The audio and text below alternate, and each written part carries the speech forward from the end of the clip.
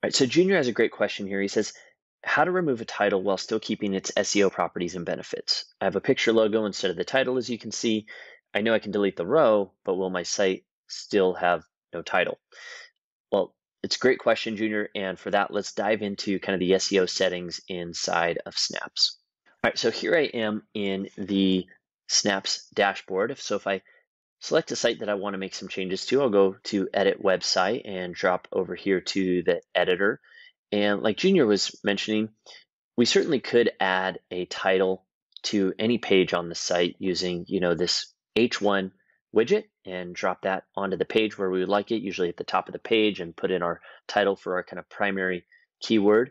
But there's a couple other places for SEO purposes that might be better, especially if you're not wanting that title actually visible on the page.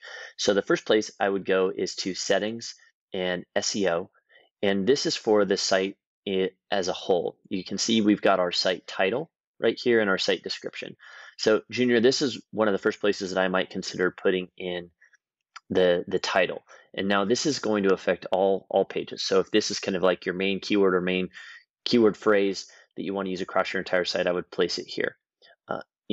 On the flip side, if you had a different page, let's say you had a feedback page that you were wanting to uh, have a different title for, then you would simply find that particular page, click on this little settings wheel, and find SEO and do the exact same thing.